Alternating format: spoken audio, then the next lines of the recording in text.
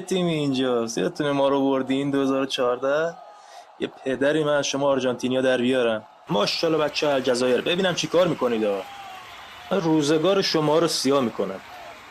حالا ببینید با شما هستم آقای تییاگو، پوستت کنده است. آقایون داداشام، دهن همه تونو. آقای اسپرلا توپو زده چی نیست. بودو از اون ور بگیرش، از اون ور نظر در بره. باریکلا بلند شو ببینم. گت اپ.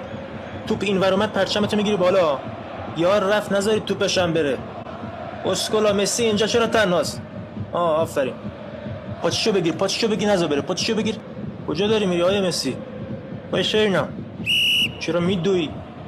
با اجازه کی میدوی تو؟ کی بهت گفت بدوی؟ تو هم بزن ایزم بزن. چه اینجا وایستادی؟ جلو دیدشو گرفتی. برو جلو. باریکلا. هر کی توپو ازش بگیره زن منه. بزن دیگه. ای بمیری. ماشاءالله استوب. جونم. با پا برو تو دهنش. با پا بابا نظر بندازه. هر کی بزنه خره. این چه گلی بود خوردی اسکول؟ آفسایده آقا برادر. ماشاءالله بزن.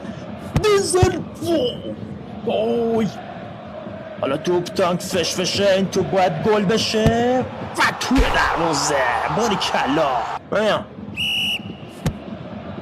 آفرین بچه، برد تو جیبتون ها. یه پاس دیگه بدی پنالتی برای الجزایر میگیرم. خطا نیست بابا. گتا ببینم بچ. توپ کو؟ کجاست توپ؟ اون بره. بودو بیا نگه داشتم وسط.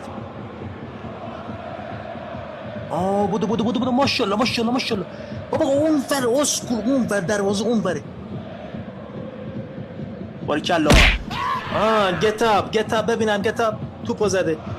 اوشا بیا. من با تو شوخی دارم مگه؟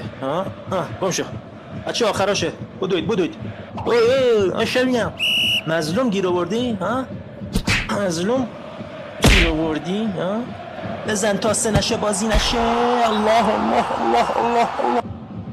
مسی به خدا بگیرم دهنتو سرویس میکنم. خش